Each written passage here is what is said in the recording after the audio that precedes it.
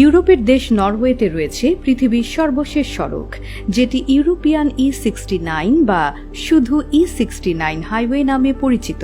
পৃথিবীর উত্তর দিকে এই সড়কের পর আর কোনো মনুষ্য নির্মিত সড়ক নেই।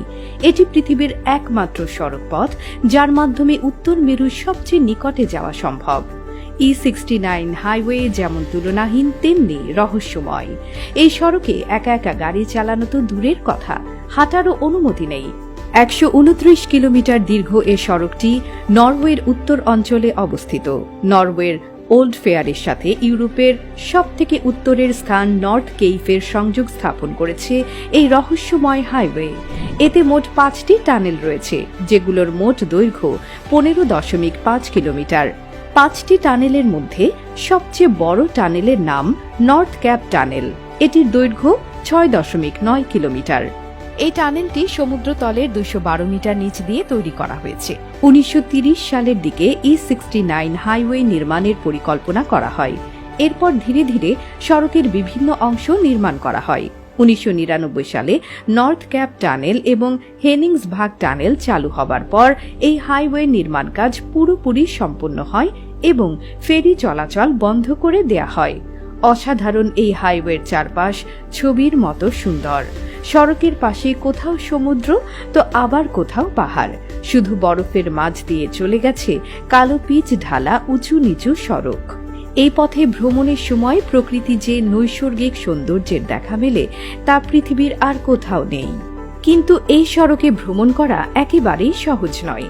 বছরের অধিকাংশ সময় রাস্তাটির চারপাশে বরফ জমে থাকে, এমনকি গ্রীষ্মকালেও এখানে বরফ পড়ে, যে কারণে এই সড়ক যেমন সুন্দর তেমনি ভয়ঙ্কর।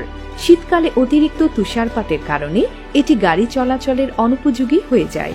ফলে পুরো শীতকাল জুড়েই E69 হাইওয়ে গাড়ি চলাচল বন্ধ থাকে।